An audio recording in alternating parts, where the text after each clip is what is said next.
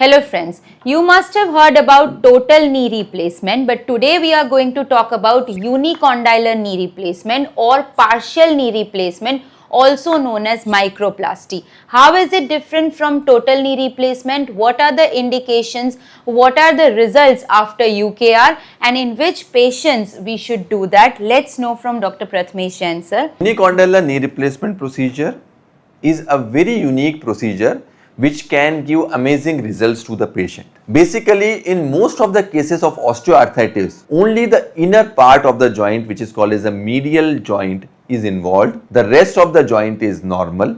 The ligaments are normal. The meniscus are normal.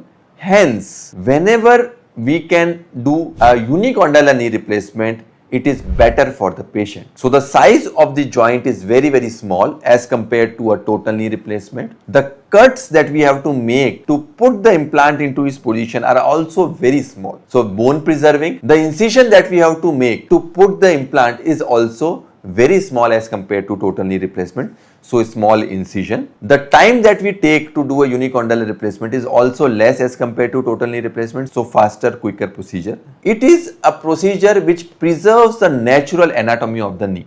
So the ACL, PCL, LCL and MCL, all the four joints are preserved. The lateral meniscus is preserved. The patellar-trochlear joint is preserved. The lateral joint is preserved. So basically the patient have a much better natural knee feeling as compared to a total knee replacement procedure. Also, because the surgery is a smaller surgery, the chances of post-op medical complications like need of blood transfusion, heart-related issues, chest-related issues are very less. The patient rehab is very quick. The patient can be started to walk the second day, to climb stairs the next day. Plus, because it is a knee preservation kind of a surgery, all of the knee structures including ligament and meniscus are intact. That's why the functionality of a unicondylar knee replacement is much more as compared to a total knee replacement. So the patient of total knee replacement normally is able to do brisk walk, he is able to walk normally, he is able to do normal related activities. But the patient we are doing unicondylar knee replacement, he is actually able to do cycling, he is able to do jogging activities, he can able to do a minor sports. So the activity, the agility of the patient is much more as compared to a total knee replacement. So we are basically knee preservation experts. So we generally also do HTO a lot. Yes, obviously. In a lot of amount. So how is HTO different from UKR? When do you choose HTO and when do you choose UK? So when there is a bone to bone arthritis, when the bone is touching the bone and there is full thickness cartilage defects on both femur and tibia, in those scenarios, unicondylar knee replacement is beneficial. In rest of all other cases, when there is a root tear, when there is a solitary condyle injury on the femur, on the tibia, knee preservation surgery, that is the root fix HTO, is a very good solution. So I would do a unicondylar knee replacement for a more advanced damage in the knee as compared to a root fix HTO procedure. And sir, how is it different from TKR as an indicated to the patient? So most of the patients in which there is a single condyle involvement, we can do a unicondylar knee replacement. But we cannot do in all the cases in which we can do a total knee replacement. So if the lateral joint is damaged, if the ligaments are torn, if the patellar-trochlear joint is bad, then total knee can be done and unicondylar knee cannot be done.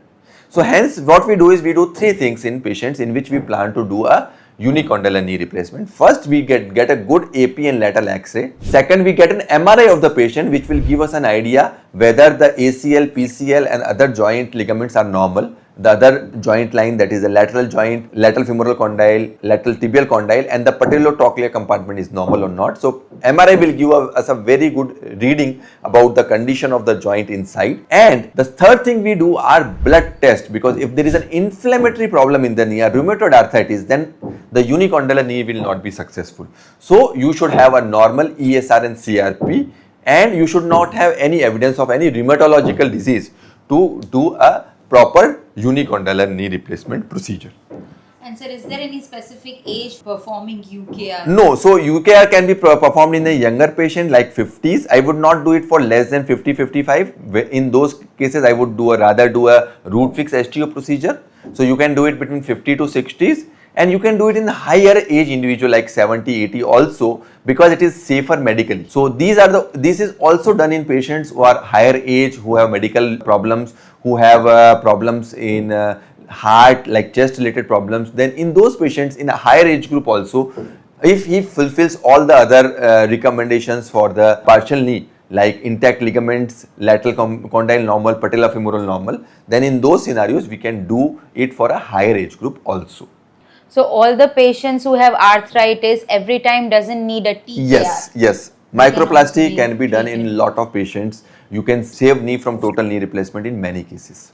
Then also, sir, the rates of TKR are higher than UKR. Yes, because it is a skill dependent surgery. The skills of performing a UKR is not that common. So not every orthopedic surgeon is trained in doing a UKR surgery. There is specifically formal training to do this particular procedure. So this is very, very important. So one is training, and second is also the the indication is also not 100%. So approximately all patients in which we can do a total knee replacement, only 50% of them we could be able to do a partial knee replacement procedure.